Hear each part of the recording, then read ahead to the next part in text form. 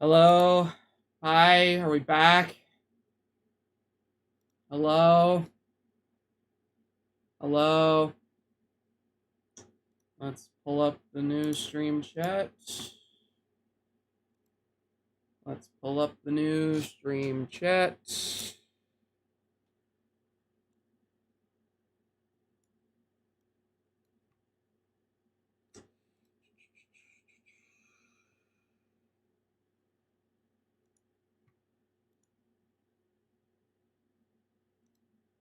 Is this the new chat?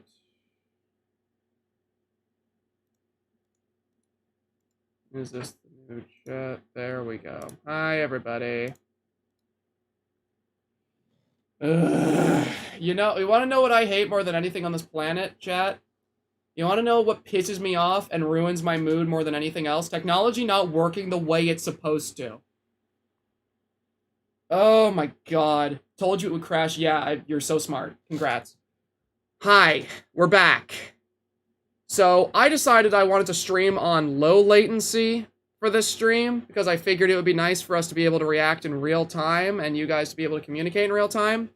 I guess my brand new computer can't handle that, so now we're streaming on normal latency. So, hi everybody. Sorry about that. Let me real quick ping stuff because I need a new stream link now. One moment. We were supposed to react to this in real time, but now we can, so that's awesome. I'm so happy about that. Coming on normal. So let's get that back.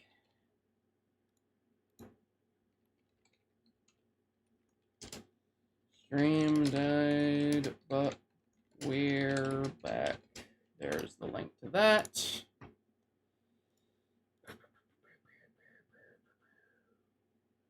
Let's put the link back on Twitter.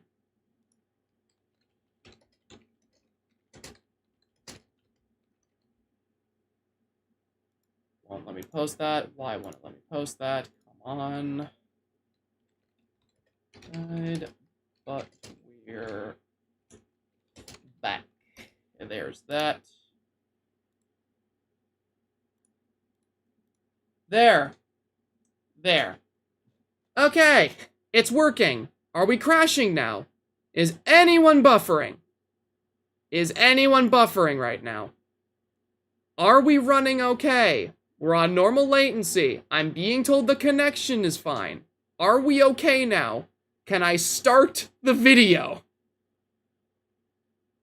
Can I start the video? We're fine. Okay, cool. Oh my god, sorry about that. Jeez. Don't want to ruin the mood, but dear god, that pissed me off. I'm sorry. Okay, now, let's actually play the video. We're gonna sit back. We're not gonna let that ruin the mood. We're just going to enjoy this. So, everyone, let's watch Radar. Warning. The feature you're about to view contains harsh colors and pulsing lights that may be harmful to certain viewers. If you proceed and at any point feel like you're experiencing symptoms of photosensitive epilepsy or seizure, please seek medical attention immediately.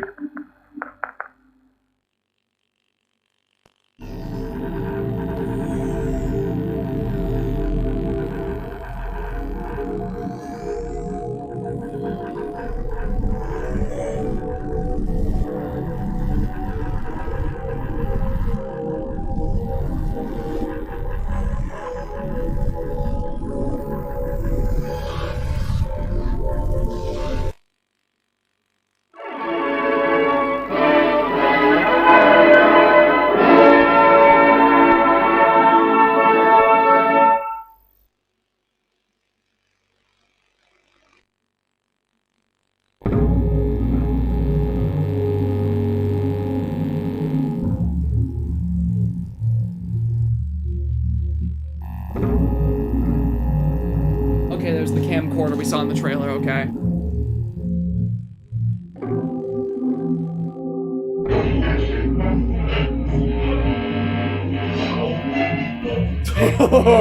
That is a cool-ass title card.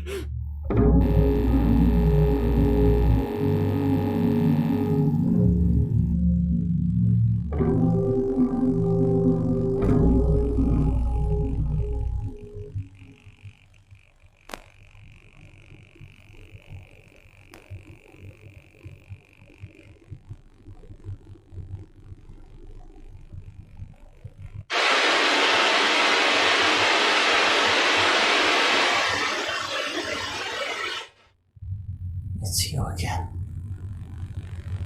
Can you hear me? I'd like to ask you to leave. Hear me? Are you even listening to me? Get out of here. Jeez. What the hell are you? Lonely.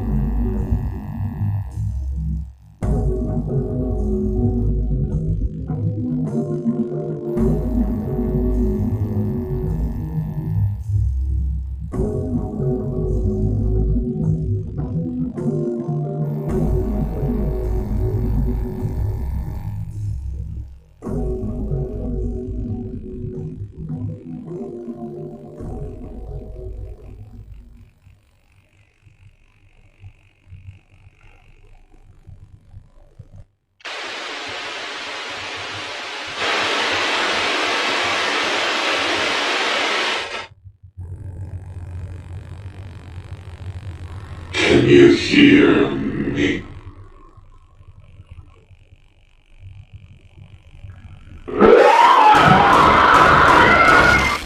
Jesus.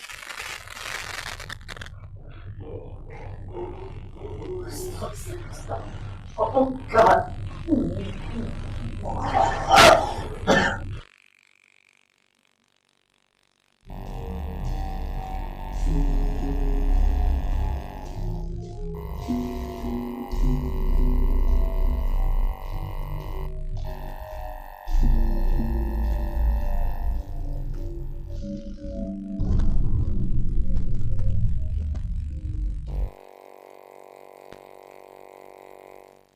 Who does that face remind me of?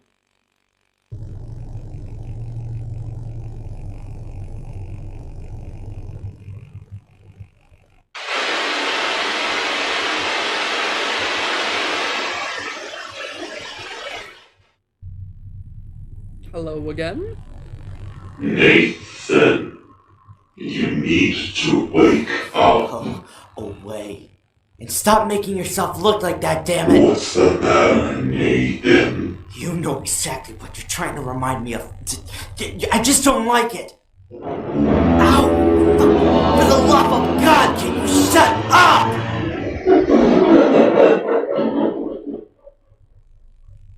No.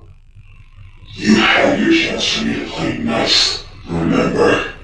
And you didn't listen! Listen, I don't even get what you're trying to tell me. You will understand. Just clearly not tonight. Good night, Nathan. No, please. Don't leave me. Ooh.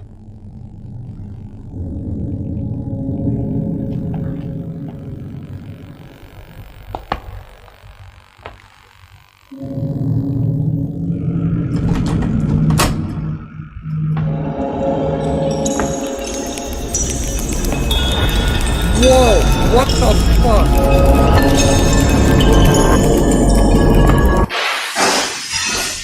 What the fuck?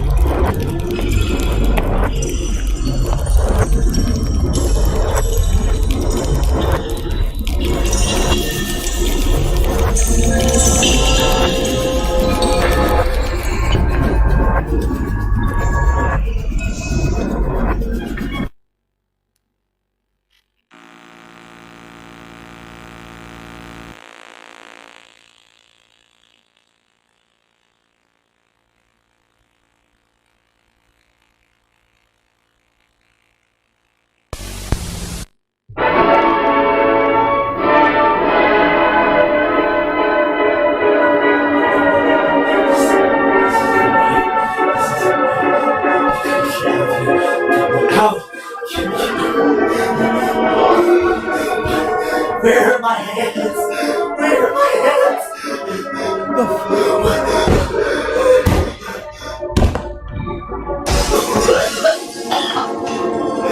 Somebody please.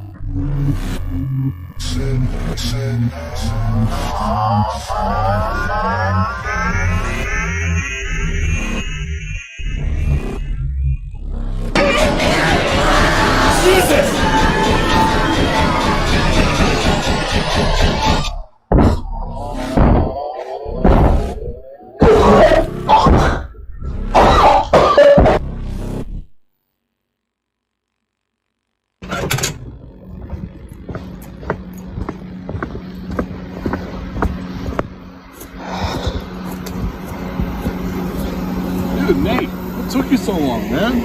Shut up. Camera, any takers? Oh, yeah, there we go. Okay, sorry, I just gotta light up real quick. Whoa, this one's a bit faulty. Hey, I can still do it. Come on. Any minute now. And you're not gonna share with me?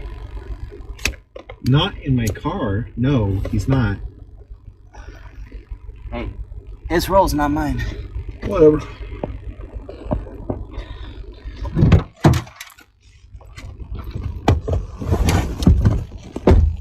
Hey, I thought you said you were gonna try to quit. Quitting is a strong word. Look, can we just fucking go already? Jeez. What crawled up your ass? Look, I don't want to talk about it, okay? Alright. Let's just get the map quest and get on. Yeah. Blockbuster night! Here we come. Woo woo!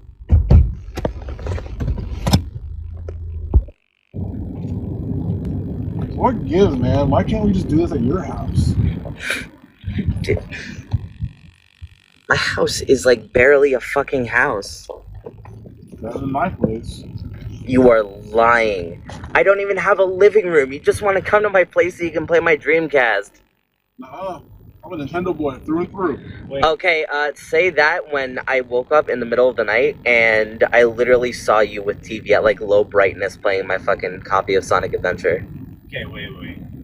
So you were laying in bed, watching another man play with themselves? Yeah, dude. Don't make it gay! Wait, so he gets to play your copy of Sonic Adventure and I don't. What gives? Well, nobody is supposed to be playing that system because I just got it and I'm broke as shit. This is the first nice thing I've had. You can't share? We're all broken shit. Look, I didn't even know you liked Sonic. I told you that for like the last year, man. Come on. Stop bickering, you two. Oh, like you want to talk. You and Aiden, sworn lovers. Hey, I didn't want to watch me play with myself. Whoa! I have a girlfriend, by the way. Uh-huh. I bet she lives in another country. No, she lives. She goes to another She's a school. Canadian model. Shut the fuck up, guy. So, 6 cents. 6 cents. Yep. Actually, wait, are we gonna do 6 cents or Blair Witch? Let's do 6 cents. Yeah, okay. I They saw should have done Blair theaters Witch. before. You guys are gonna have your minds blown by the twist. Whatever. I'm gonna hold you up to that shit. It better be good. I like it. Well, we'll see.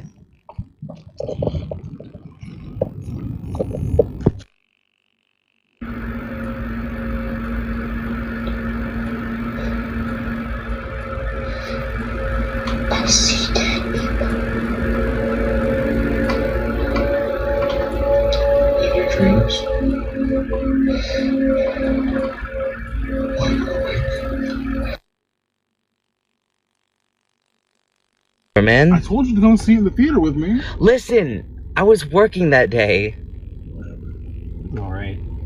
All What do you right. mean it was? All of the actors did a fucking phenomenal job. The twist was great. The directing and cinematography was top notch. Even the kid wasn't annoying. The kids are always annoying. What about you? I thought that was great. You like it? You're halfway into bed? Yeah.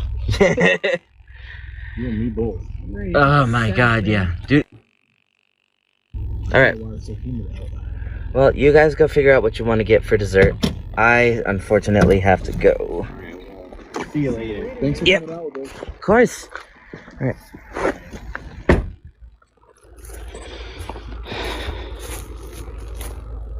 The fuck Yeah, are they this so doesn't- quiet? this doesn't feel like- Aiden? This doesn't feel like anything that's What the fuck? huh? No. I was just gonna say that this felt like oh Here again. I was so close this time. oh I know it's you. Can you please just say something? This is the farthest we've ever come, the two of us. Before you is a choice. If you truly wish to be free, step forward and open the door.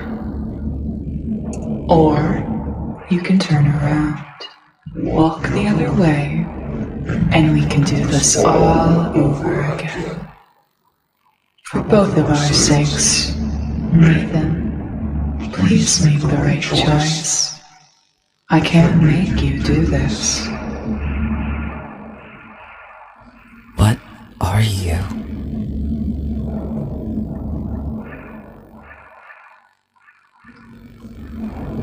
I see. Silent treatment. I guess I expected that.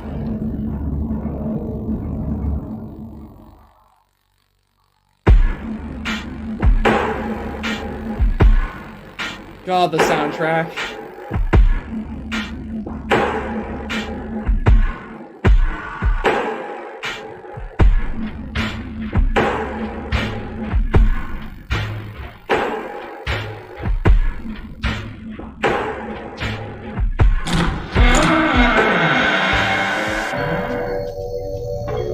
What the hell, man? How did they pull off these kind of visuals? No. This is all wrong. What happened here?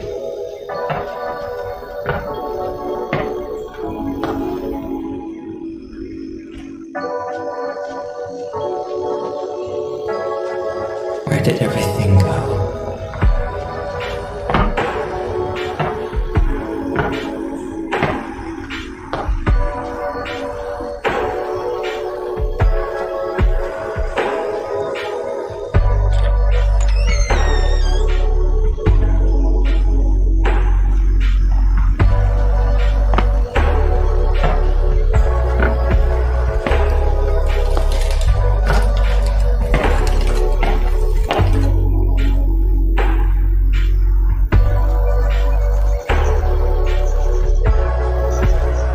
I'm so sorry. I know this is hard for you, believe me. But it's time to move on now. You're free. Will anybody remember me? Will anybody even care? I've made sure of that. Goodbye, Ethan. Goodbye. Thank you.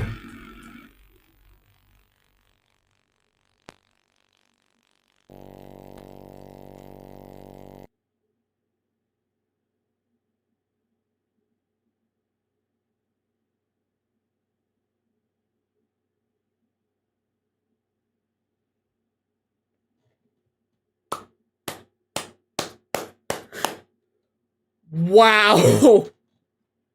Wow. Just wow, man. Oh my god. Holy shit. Warning. Oh my god, guys. Oh my god, that was something else, man. Holy shit.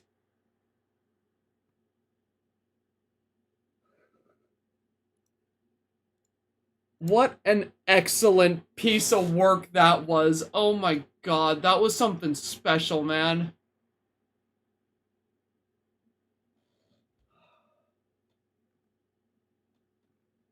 Okay, so let's talk about that, shall we?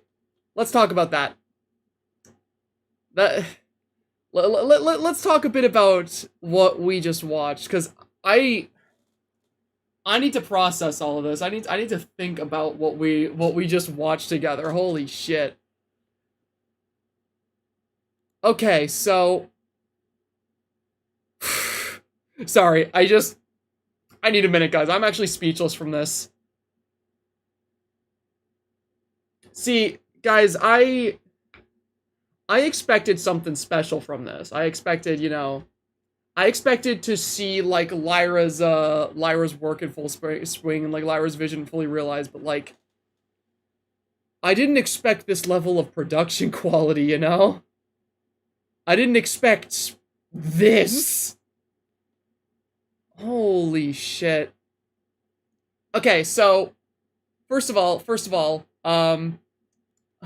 I want to tell you guys something funny, real quick, before we even, like, get into theorizing about what this means. I want to real quick show you guys something, that I've kept secret from you, since the start of the stream, because I wanted to wait. I wanted to wait to talk about any behind-the-scenes, stuff. So, is this where you can hear it?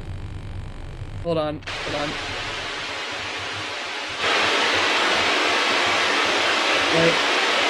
Wait. Hold on. Can you hear me?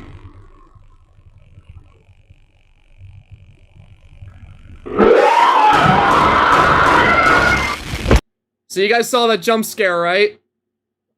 You heard that loud ass screaming whenever Face got ignored and started, like, you know, slamming up against the TV. Do you guys want to know something funny about that scene? Do you guys want to know something really funny?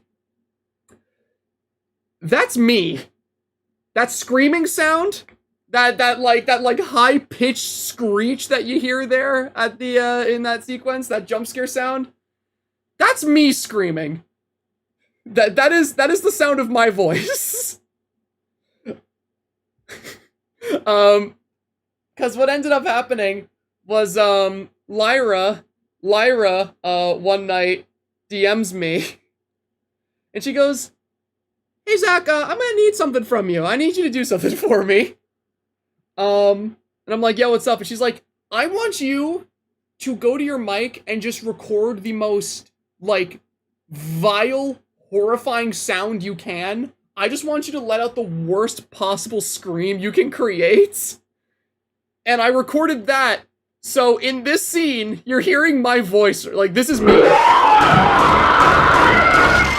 That's my voice.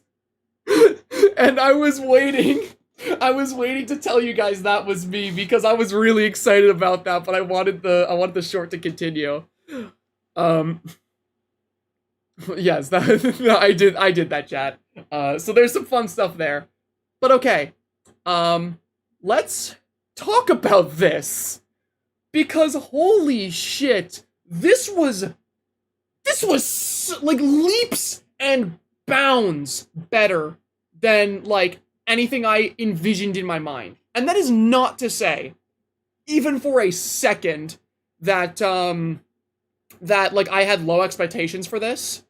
But I expected something like, I guess I could say smaller scale. I was not expecting this level of production quality, these kinds of special effects, this kind of sound design, these kinds of visuals.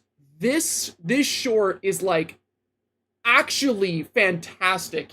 Even if I had no idea who Lyra was, and I, like, had never met her before, and I just found this on YouTube, I would be so enthralled by this. So let's real quick look through this and see what we can find, because I have a lot to say about this short. Okay, first of all, something I want to see, okay? What was the date at the start of this? Because I immediately have a theory. Sunday, August 27th, 2000. It was far worse than last night. So these occurrences are happening in August of 2000.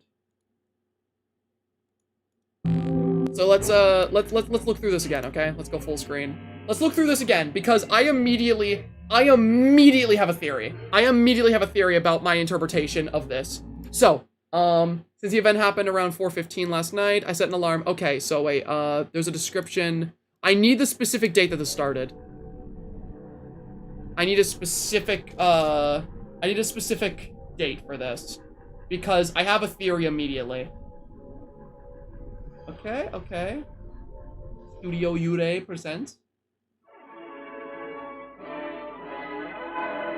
Okay.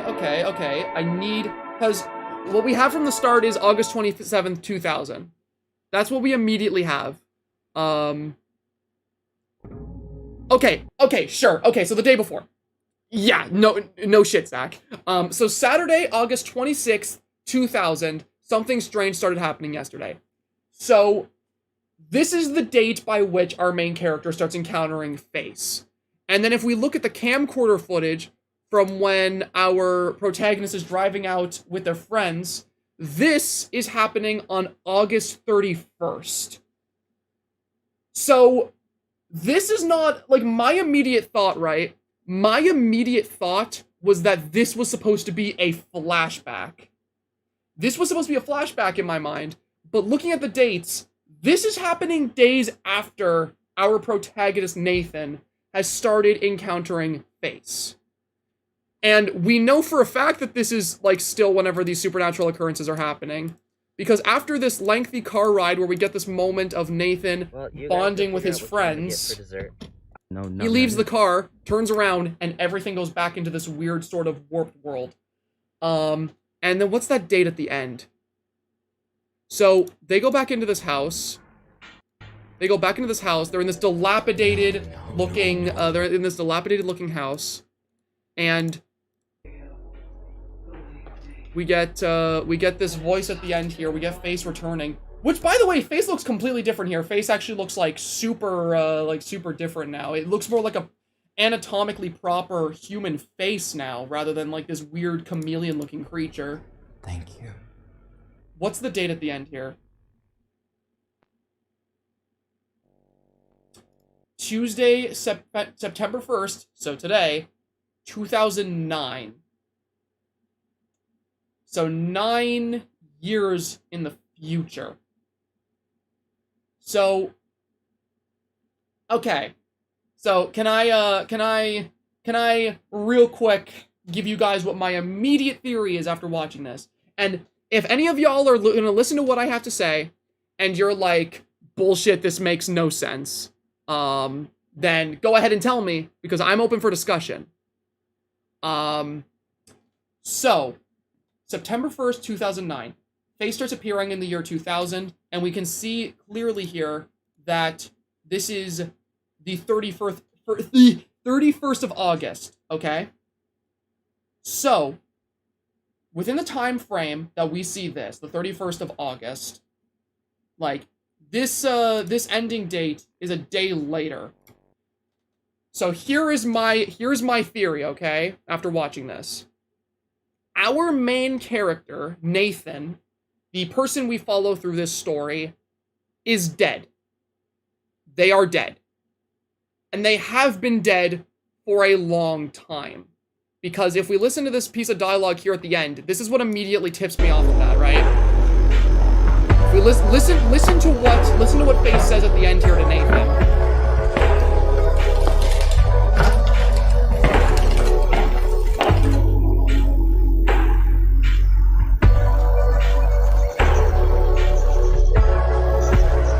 I'm so sorry. I know this is hard for you, believe me. But it's time to move on now. I'm sorry. I know this is hard for you, believe me, but it's time to move on now. And then we get that date. My theory is that our main character is dead and has been dead for a very long time. But they don't realize it yet. either they exist in some kind of state of purgatory, or they are essentially trapped in this state where they have passed away, but they can't come to grips with that, and they are constantly reliving their life. And what I think is going on in the story is that this car ride that happened on August 31st, this was the night that they died, or this was the last thing they did before they passed away. Because you can see it's late at night on August 31st, and the date at the end reads September 1st, 2009. If they died September 1st, 2009, what it very well could be is that they are reliving the final moments that happened before their death, and when they finally come to grips with that and they realize what Face has been trying to communicate with them, they go back into their old house, his house that we see at the start, 9 years later, which is now dilapidated and rotted. He comes to grip with the fact that he's passed away, and then we get the date that this happened.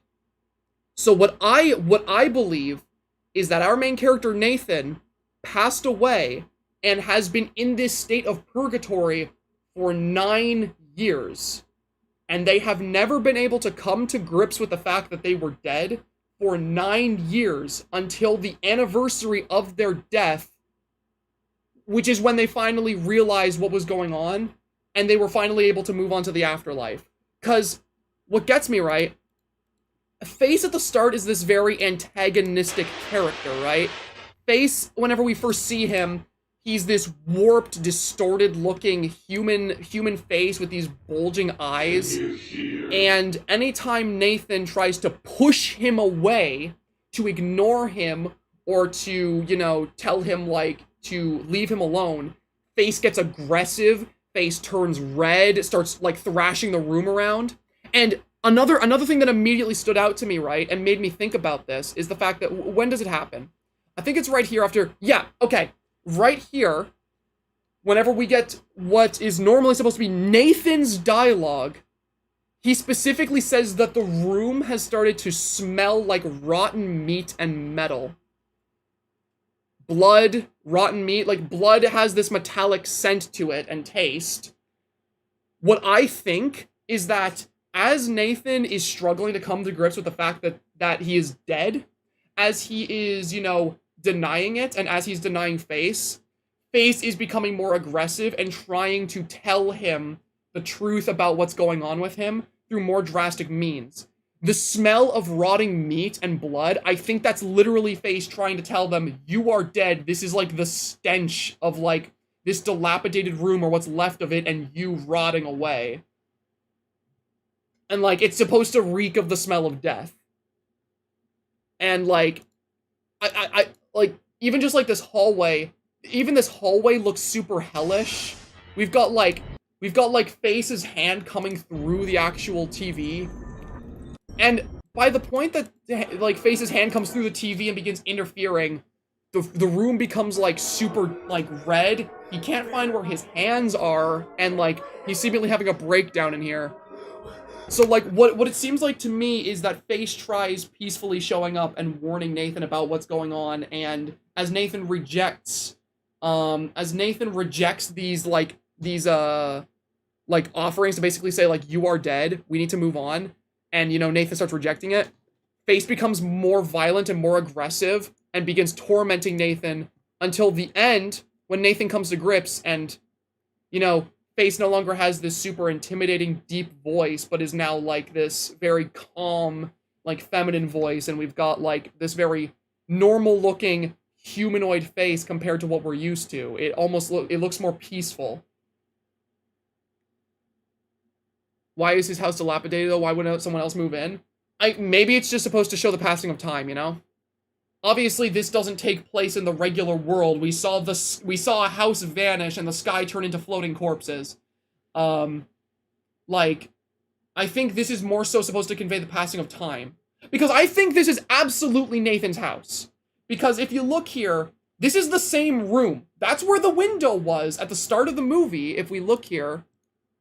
Like, can I get a shot of where the window was? I think it's whenever the room's red, you can see... Yeah, you see? There's the window. There's the window, And you'll notice that the open window is right next to the CRT, right? Then if we look at the end, open window with a bunch of vines growing out of it. And then if we go a bit forward, the CRT is right next to it. This is the exact same house. This is the exact same house. This is the exact same room. But now it is old, it is abandoned, it is dilapidated, and the date at the end reads 2009. So this would be nearly a decade later than what we see at the start of the film. Nearly a decade later for this place to be rotted and dilapidated. So I think what this is it is Face showing Nathan what the house, like where he used to live, actually looks like now. That is what this is now. And by showing this Nathan, it's like, yeah, you're not only dead, but you've been dead for a while. You have been dead for a long time, and you are not accepting that. You are in denial about this. Like, because I mean, like, imagine, like, okay, it's one thing to be dead and to know it and not want to move on because you're scared of what comes after. But imagine being dead and not even realizing it. Imagine living through the exact same sort of moments before death over and over again, much like we see here, presumably on the night that Nathan died, and not even realizing that it's the same, or like not even realizing that it's like, you know, you're just repeating things and nothing new's happening. And when someone tries to warn you of that, like, you're scared to come to grips with that reality. And also, okay, the thing is though, you know what I immediately am thinking of, right? Here's the big question I have with that theory in mind, assuming I'm correct, okay? There's one specific bit of dialogue here that really fascinates me. I want to see if I can find it. I learned last night that it isn't pre-recorded, at least I don't think so. Yeah, okay. I think it might be after this. There's a really fascinating piece of dialogue. It's trying to talk to me, that face in my television, I'm scared. It might be right after this.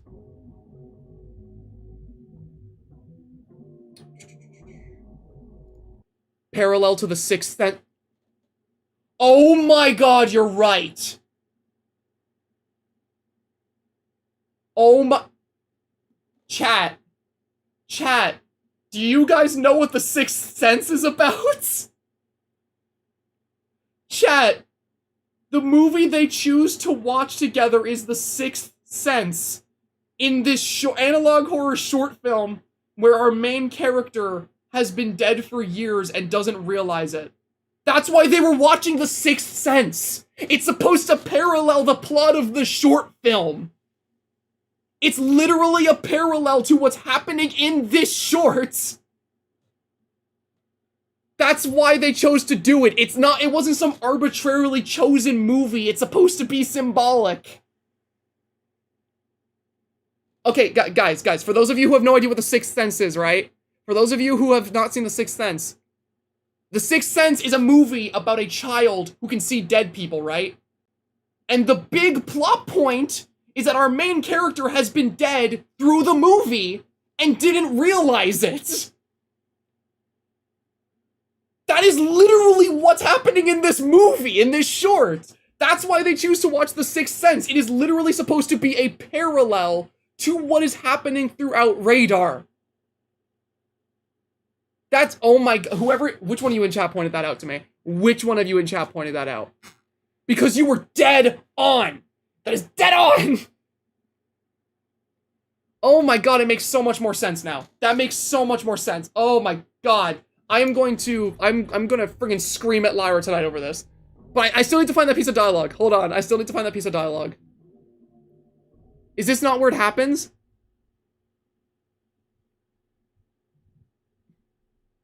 There's a point in the short where Nathan comments on the fact that Face looks familiar.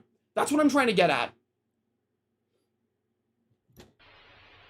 That's what I'm trying to get at here. You guys know what I'm talking about, right? You guys remember this whenever we were watching it through for the first time, right? There is a point in this short where Nathan comments on the fact that Face looks familiar. I want to know why. I want to know why face looks familiar. Because there ain't no way that that's supposed to be a family member. When does this happen? I can't tell what the thing from the TV wants to. I can't get it to stop showing up. I can't break the TV.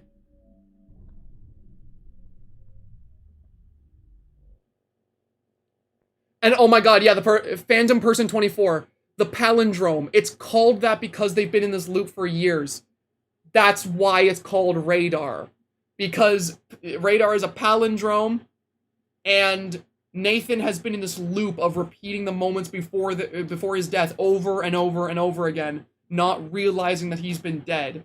It's not like the movie itself loops, but Nathan has been trapped in a loop the entire time, unaware of what's been going on, and unable to come to grips with it. But why would face look familiar? Okay. This one I don't have much, this is one I don't have too much, evidence for. But, okay, here's me spitballing, right? Nathan has been in this loop, presumably, for 9 years straight.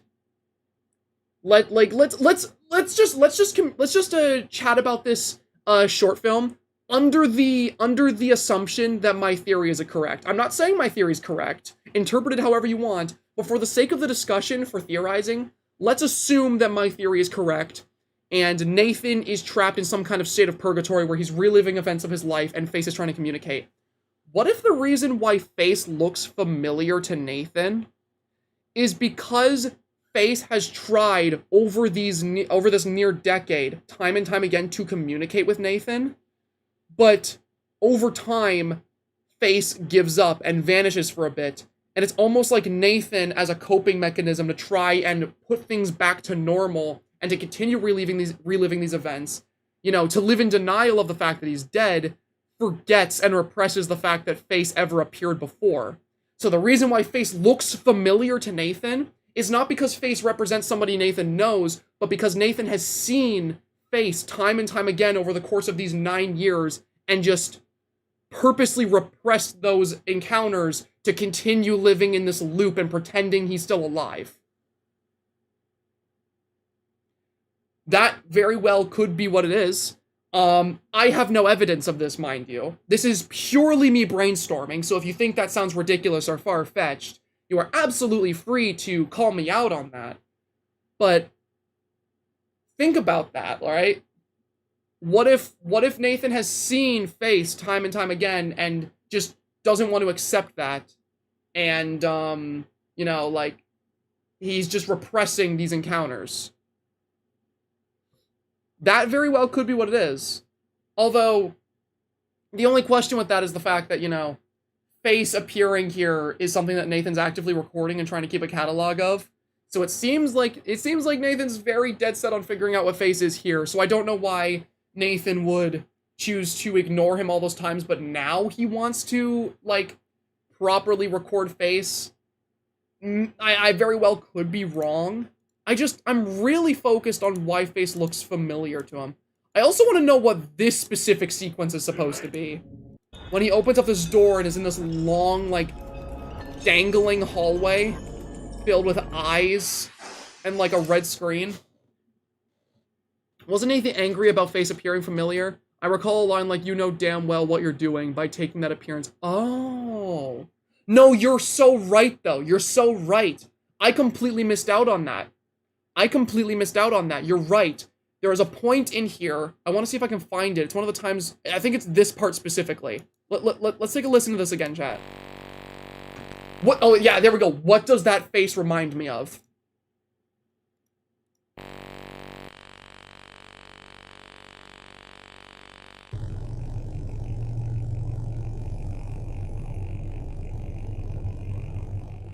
I'm seeing a lot of people saying that the face looks familiar to Nathan because of the fact that it's supposed to be Nathan's corpse. I'm not sure about that. But like, let's listen to what he says here.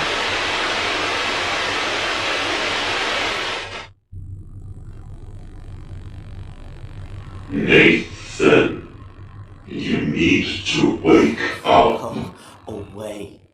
Stop making yourself look like that, damn it. What's that? Stop making yourself look like that, damn it. Okay, so I think that piece of dialogue disproves what I was saying. I was saying that Face's appearance was not symbolic of anything, it was not important, and Nathan remembers it because Nathan had repressed memories of past encounters with Face. I think I'm wrong about that. Because if Nathan is actively saying, stop making yourself look like that, that means that Nathan is fully aware of the fact that Face is choosing to actively look like this for an express purpose. And whatever that express purpose is, it scares him. So the actual appearance that Face takes here is important. Because that is something else we gotta remember, is that Face looks like this at the start, but at the end, Face looks like this. So presumably Face is some kind of weird shape-shifting entity, and the form and appearance it takes is supposed to be symbolic of something. It is supposed to mean something. And I'm seeing people say that it's supposed to be Nathan's corpse, but I don't know about that, because, like, if it's a face that Nathan recognizes, I feel like Nathan wouldn't be able to recognize the face of his own dead body. I don't know about that. Like, that seems a bit far-fetched to me. I really don't think it's his own face. Pastor, the floating dead bodies are the times Nathan has relived their last moments and how many times they haven't opened the door. That? I feel like that's possible, but I don't know about that. Maybe it's his friend, distortion due to lack of clarity. That gives credence to it being Nathan's face because he would be confronting Nathan with his own death. I don't know, because, like, I feel like it being Nathan's own corpse just doesn't make sense if Nathan's actively recognizing what the face looks like. And also, I saw Rusty earlier, who's part of Studio Yurei, saying that the eyeball hallway is actually supposed to be symbolic of something too. So I guess let's take a look at that again. So we've got a massive hallway, very Silent Hill-esque, filled with twitching, sporadic eyeballs, and there's presumably a bunch of chains dangling from the ceiling here too. And we come up on this giant door. And the door falls over, and remind me what it says. Wait, I think it's an angel. Nathan has perceived this thing as something out to harm him, so his perception of its face is terrifying. Once Nathan comes to terms with his death, it looks normal. David, I think you're absolutely onto something, but that still leaves the question to me of why Nathan would recognize that face. Like, I think you're spot on. I think Face is some kind of malevolent being that is actively trying to help Nathan, and its appearance is its appearance sort of represents whatever however Nathan perceives it. So at the start, he views it as a hostile force, so it looks scary. But why would he recognize that face? That's what I'm hung up on. Why would that look familiar to him? What would that mean to him? I think the face is of whatever killed him. Oh, wait a minute. I think the face is of whatever killed him. And then this says, smile, you're on camera.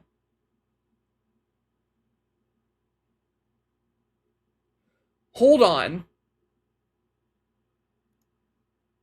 Chat. Sin just helped me come to an epiphany, guys.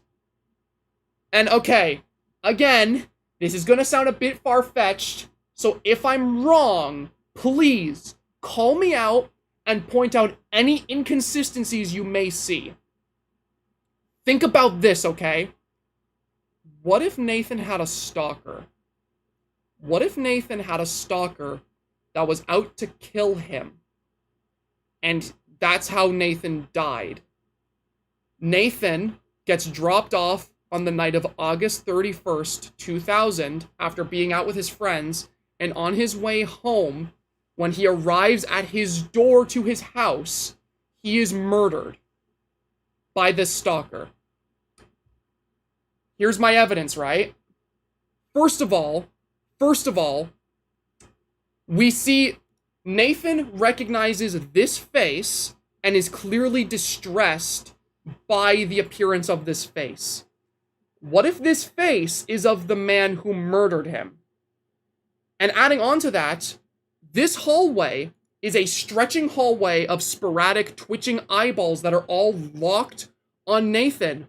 And when he goes down this hallway and arrives at a door, a very similar looking door to the one to his house, the door falls down and says, "Smile, you're on camera." What if Nathan was being stalked by someone who was actively, like, either taking photos of him and watching him with a camcorder, and the night that he was dropped off from hanging out with his friends, that stalker murdered him right in front of his house. And this hallway is both symbolic of the fact that this stalker was watching him, but it's also symbolic of the fact that he died at his door to his house. And that's why whenever he arrives at the door to his house, again, where he died, when he turns around, the sky is full of corpses, and when he opens the door, he finds his dilapidated home after his death. He comes to grip with the fact that he died at the place where he died.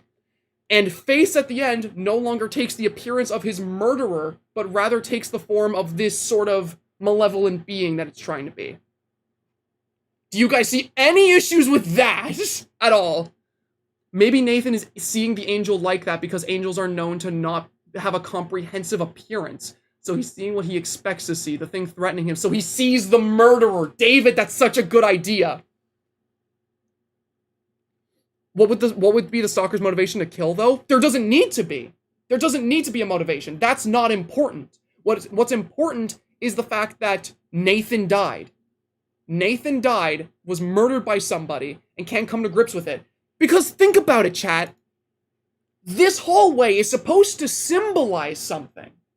This hallway is supposed to mean something. And that smile, you're on camera, that seems so, like, that piece of dialogue feels so sadistic. And we're in a hallway, this hellish-looking, bloody hallway, where all of these eyes are locked on, Nathan. And, wait, Rusty Shackelford. Pastor, have you noticed the stain on the floor by the broken window in the What? What?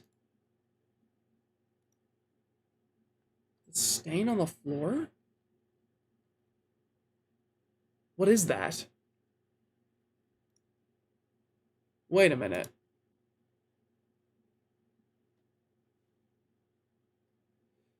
What? Guys, help me out here. What are we looking at? What is that stain on the floor? Are you guys, it looks like water to me, or broken glass, or, like, it looks like a puddle.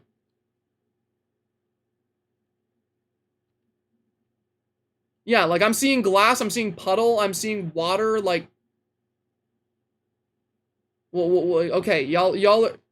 Bloodstain? I don't see a bloodstain. I don't see a bloodstain. Do you guys see a bloodstain? Because that's not what I'm seeing. Is there a point where we get a closer look at it? Because we got him looking out the window, out to his porch. Is it blood on the floor? Do we get a closer look at any point? I don't think we do.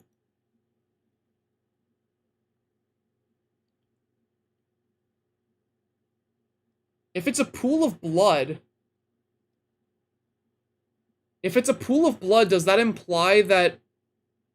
Would that imply that Nathan was killed by someone breaking into his house through his window?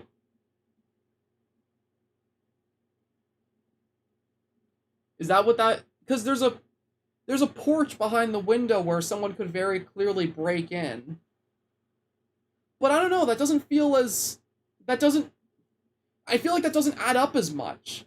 There's a lot of imagery in this short film of there being, like, doors, you know? Especially that hallway where there's, like, an eye watching him. To me, that feels more symbolic that Nathan would have died at his doorstep trying to enter his house. It doesn't feel like whoever killed him broke in through the window. I just see, like, a puddle on the ground. Maybe the stalker smashed his head against the window, then dismembered him, hence why he didn't have any hand. Yeah, and the red light was coming through that window too earlier. And yeah, whoever that was in chat that said that, yeah, that is also like a important detail, I think, is the fact that he was missing his hands. I think that's dried blood on top of broken glass. Now that, chat, the person in chat who said that, Rusty Shackelford, he's one of the members of Studio Yurei. So, him saying that feels pretty important to me, because this guy actually helped create this short, you know? So, if that's dried blood on top of broken glass, that implies that Nathan did die inside his bedroom. Nathan died inside his bedroom, and that's why that would be there. That's why the window's broken in, that's why. So, that's, The missing hands maybe thinks that Nathan's wrists were cut. Oh, that's a good point too, actually.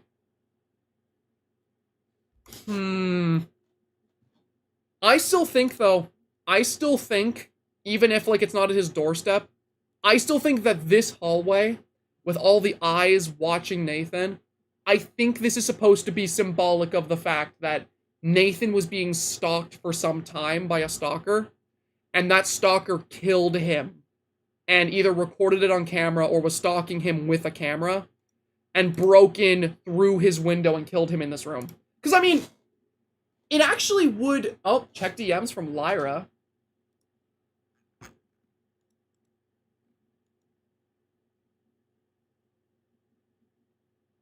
Okay. Lyra just sent me a pretty fun DM chat. So, let's talk about the DM I just got from Lyra, because I think Lyra's trying to give us some fun hints to try and figure stuff out. So, Lyra just said in my DMs, in a film solely focused around one pivotal location, why would the eyeball hallway look so different? Why are there so many? Look at the rest of the scenery in that hallway. That is what Lyra just said to me. Let's take a look at that. Let's take a look at that scene again, chat. Let's look through this again. Let's see what we have. So, Radar is very, very focused on a singular bedroom, and the fact that this hallway is a long, stretching, Silent Hill-esque hallway is very important to this short film in some way. So, chat, let's work together and let's think about what these key differences would mean to this, okay? Let's think about this. So, immediately, right? Okay, sorry to pause it right away after pausing. Immediately, you guys hear that? That's the sound of chains dangling from the ceiling. There's chains dangling from the sky. And there is a bunch of different eyes all frantically poking around. There's a bunch of metal pipes. We get the shot of face coming through the TV. What's that up there? Are you guys able to make out? There's something above the walls that's moving.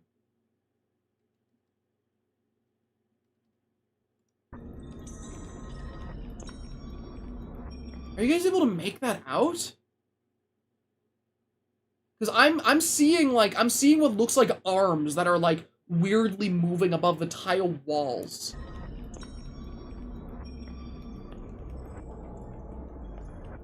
And then there's the chains.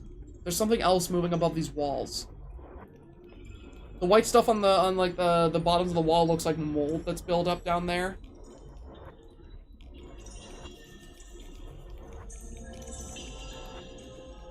And then smile, you're on camera.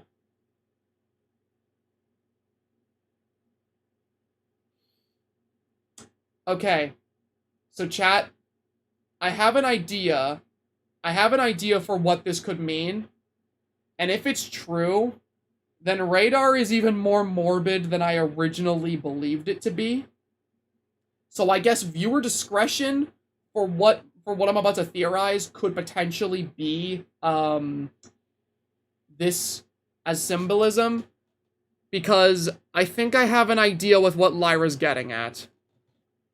What I think is going on is that this hallway, on the night of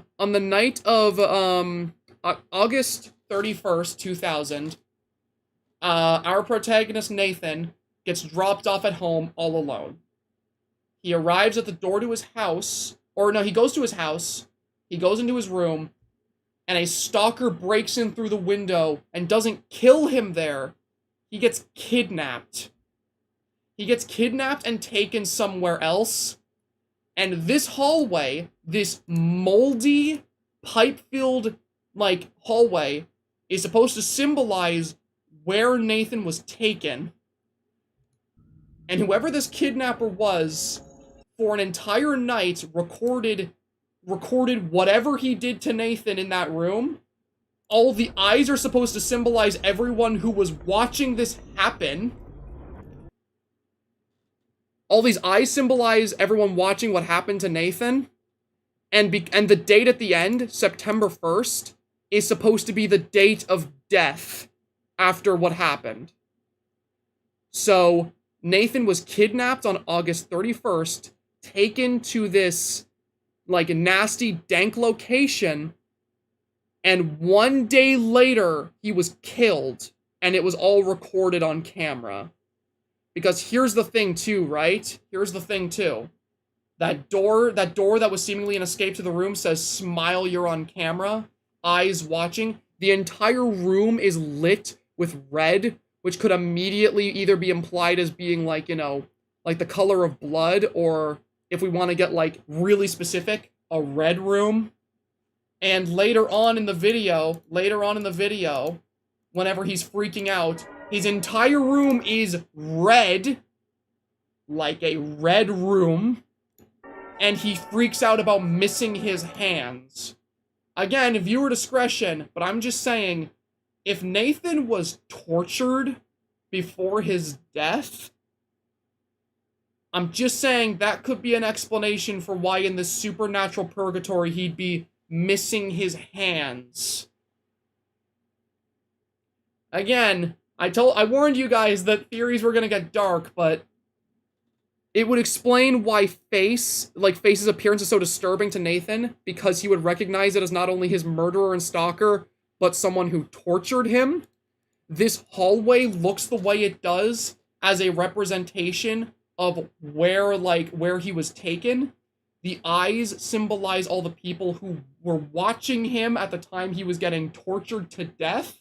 And the dates the dates being 1 day after another even makes sense, because we've got August 31st, and his date of death is 1 day later, which would imply he wasn't killed upon arriving at home. Whatever happened to him happened over the course of a day, and he was dead the next day. I think that is what these moments are supposed to symbolize. Because that even gives us meaning to moments that I didn't even have a theory for. Like moments that I hadn't even tried to explain. That would explain why this room is suddenly bathed with this nasty red color that comes through the window that presumably someone broke through to kidnap him. That would explain why he freaks out about supposedly having missing hands.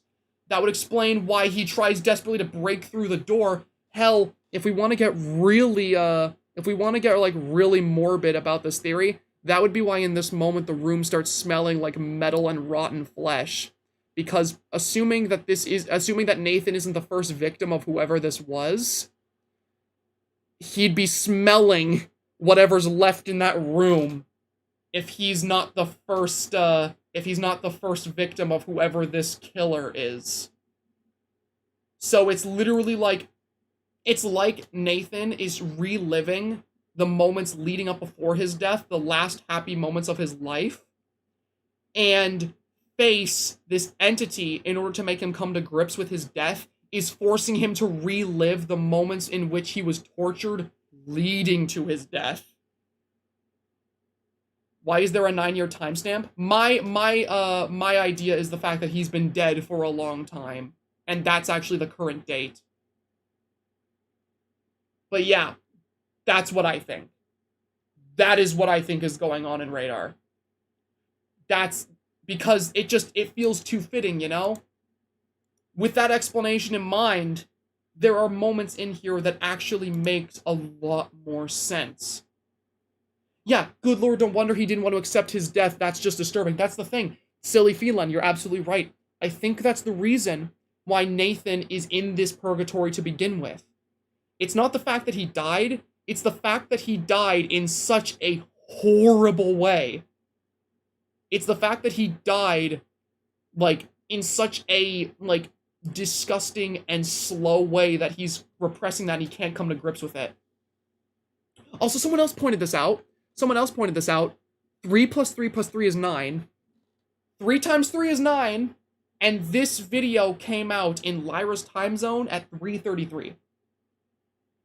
2009 is the date of, is like the year at the end, whenever we get, presumably, like, you know, the date that it all comes to an end.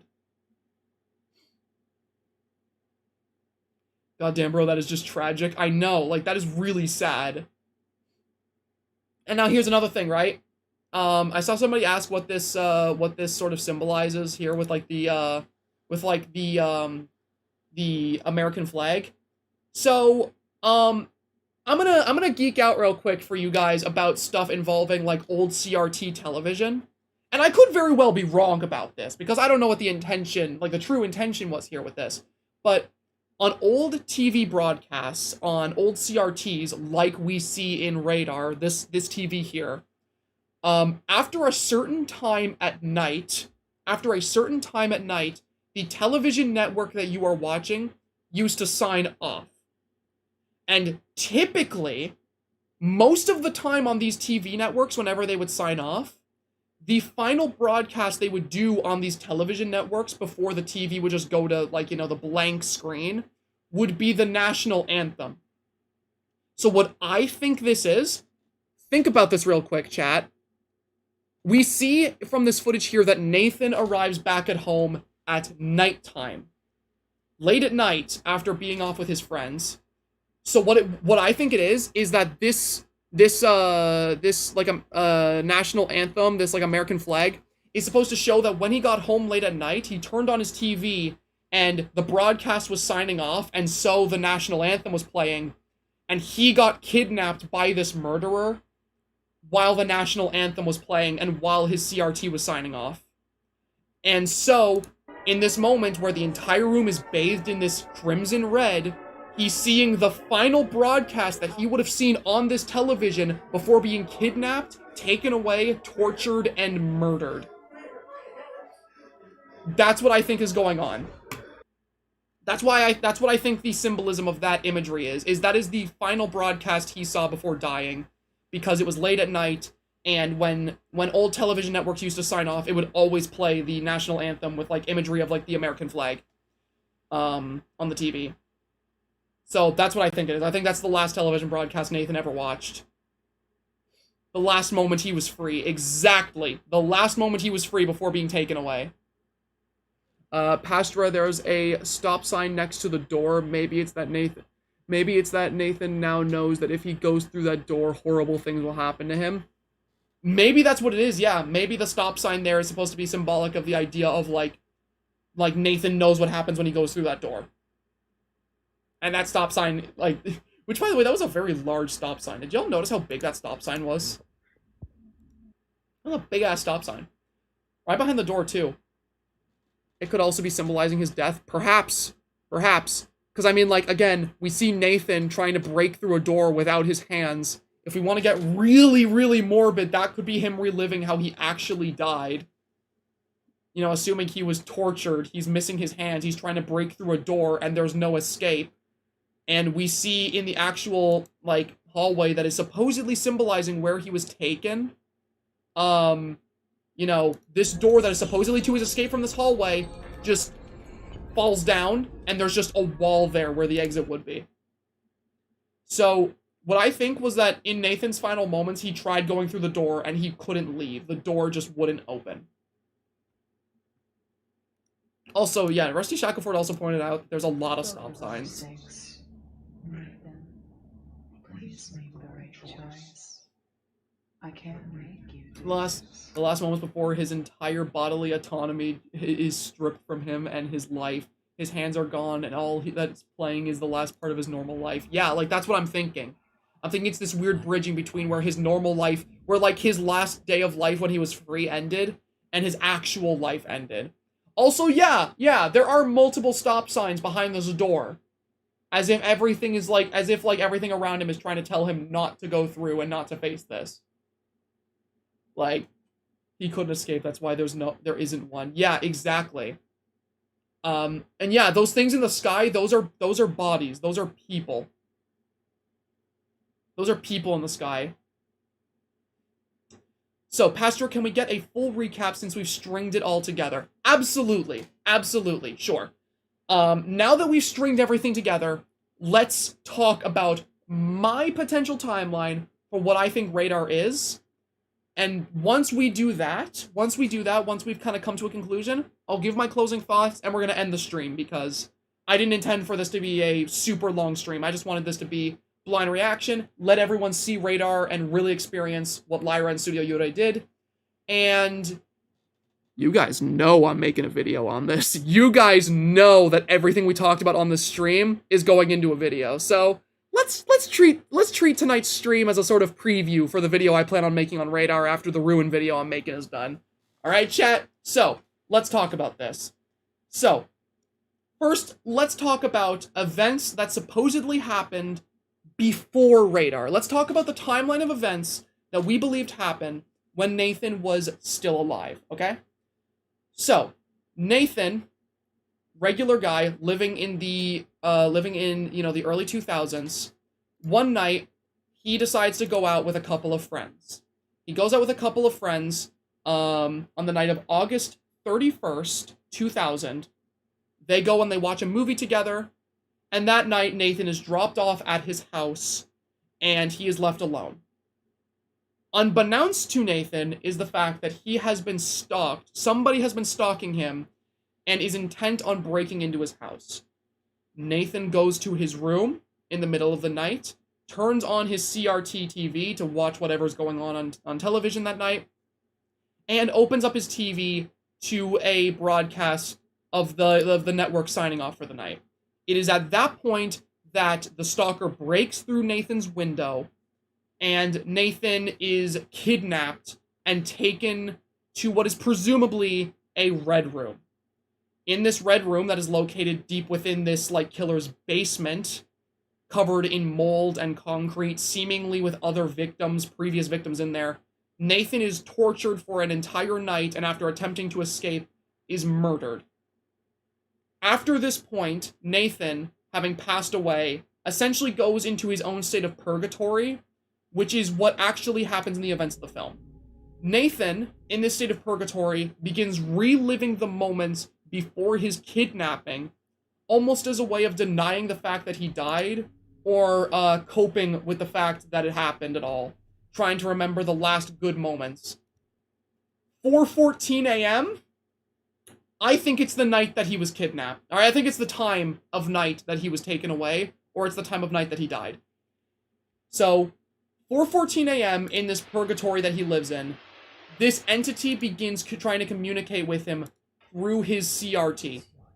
This entity, which is named Face, takes the appearance of Nathan's killer, and for some unbeknownst reason to us, is communicating with him, trying to tell him something.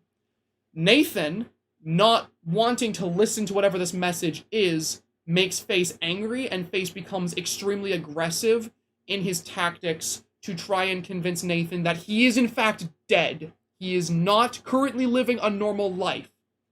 So, at first he tries being peaceful, but as Nathan denies him, Face gets aggressive. Face begins screaming at him, shaking the room. He begins distorting the environment around him, and soon enough, he starts forcing Nathan in this purgatory to relive the moments of his own death. At first it's through the imagery of potentially what could have been done to him, and then we see this imagery where he sends him to this massive concrete hallway which shares its appearance with the actual basement in which he was kept, with all these people's eyes watching him as his death was recorded on camera. We see that his room is bathed in red, with a massive red light coming through the very window that his stalker broke through to kill him. We see the final broadcast he ever witnessed on the night where he died, playing on loop as he's essentially tormented by this entity, all for the purpose of exposing him to what really happened to him. And eventually, one night, when he's presumably in this loop once again of, reliving moments before his death, we see what happened the night before he died. Getting into a car with his friends, just going out for a fun night to go watch movies with them. Complete innocent fun, until he gets out of his car and goes to the door. This time around, it feels like Nathan desperately wants this time that he arrives back at his house to be normal, but we all know what happens when Nathan gets back home. So this happy memory of him with his friends quickly comes back to reality as he arrives at his door, and he is once again faced with the reality that once he goes into this house, he's passed away. He has been killed. And Nathan, now finally standing at this door again, and finally coming to grips with the fact that, yes, I was killed, I need to move on. He finally decides to go into the house, sees what his house looks like now, 9 years later after his death, dilapidated and rotted, and Face, now, being able to communicate with him after coming to grips, takes this more angelic and calming form and speaks to him in a comforting voice, basically saying, "You've died, it must be difficult, but now is the time for us to move on." And Nathan accepts his death, and Radar ends with his date of death and the day that he moved on being shown to us right at the end. And that is what I believe is the story of Radar. That is what I believe Radar is. Radar is a story about somebody experiencing one of the most tragic and gruesome deaths that a person can go through. And in trying to cope with it, he denies himself of the afterlife because the way he died was so horrible that he just wants to relive his happiest moments before dying to basically bring some kind of normality back to his life. But, obviously that can't work. That isn't facing what has happened to you. That isn't facing your problems. That is coping and denying that they even happened. So, at the very end of the story, he comes to grips with that after being forced to face what happened head on. And once he comes to grip, he is supposedly able to finally move on and go to the afterlife and presumably rest in peace. That, chat, is what I think Radar is. That is what I think Radar is all about. That is what I believe the story is. Now, before I close off for the night, does anyone disagree with me? Does anyone want to debunk me? Make an hour-long video called Pastor Was Wrong About Radar? Because I think I'm pretty on the nose. I think that's what Radar is. And it even adds up, the palindrome for the title is supposed to represent the fact that, it's a loop that he goes through over and over again, trying to make himself happy, trying to deny the fact that he didn't die. It isn't the time he was kidnapped. 414 is an angel's number. He died at 9 p.m. because that's when the TV was unplugged. Oh, you're so right. You're so right. That's totally what it is. We getting a past respect video on this. Lyra, my good friend, my buddy chum pal. Yes, we will be. I'm working on a video on Ruin right now, 5 Nights at Freddy's Ruin, but I promise you, I promise everyone watching right now, and I promise you, Lyra, that once my video on Ruin is out, first thing I'm doing is I'm sitting down and I am making a video about Radar. I have been invested in this. I am fascinated by this story to no end. I want to support this.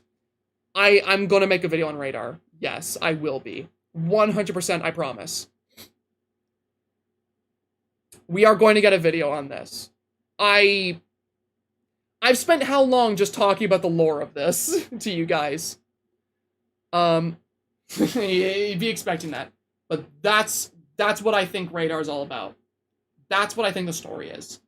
A tragic story about someone who died in the worst way possible and is trying to cope with it by denying the fact that it even happened rather than coming to grips with it. Also, do you guys think it's relevant at all that the timestamp of the video is exactly 1616, or do you think that's one massive coincidence? Because I don't know, numbers seem important in this story. But no, yeah. Listen, okay. I guess to close things off for the stream, I'm so glad that you enjoyed it, buddy. Love you, bro. Love you too, buddy. This has been a wild experience. This has lived up to this has gone above and beyond my expectations in every way I could have imagined. You and your entire team behind it have outdone yourselves in every single way. This was worth the wait. I'm so happy you guys took the time to make this as good as it could possibly be. This is not just some random analog horror video, I don't think. I think this is something special that people are going to remember for a very long time. But, to close things off for this stream, to bring an end to things, this is a phenomenal project. And because this project is so well put together, had so much blood, sweat, and tears, and has so many little details you should put into it, it deserves support. So, any of you guys who have experienced this purely through my stream, please, if you have it in you, you've got the time to, after the stream is over, you go to this video, it's linked in the description, you go to this video, you like this video, you comment on this video, you get this video out there. You give it as much support as it can get. Lyra and her entire team behind it, they put so much work into making this the best thing it can be for all of you guys watching right now, and for everyone else who's going to watch in the future. And by showing that support, by, liking the video, by commenting on it, by giving it that engagement, this video will get pushed, more people will watch it, and it will get the support it deserves. So, now that we're done here, if you guys can do that, that is the one thing I want. I don't want to gain anything from this. If you remember, I pointed out specifically that this stream has monetization turned off, and I disabled super chats, because this stream is not about me. This stream is not about me. You are not supporting me today. Go to this video and watch it. I did this stream so that Radar could get as much publicity as possible, and I could get my thoughts about it out there. And now that this stream is done, I want the objective of the stream to be fulfilled by you guys going and supporting this phenomenal project that was made by a truly passionate team of people and a good friend of mine. So, if you guys can go do that, that would mean a lot to me. But, anyways though, this has been a decently short stream, but that's gonna be all from me for tonight. I had a wonderful time.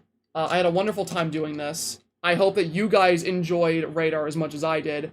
We're gonna get some music back on here for the last moments. There we go.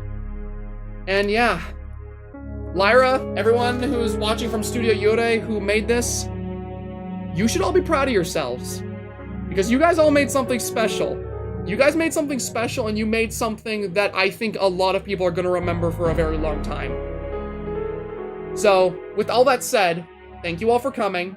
Thank you all to the people who've watched Radar. This has been a wonderful time.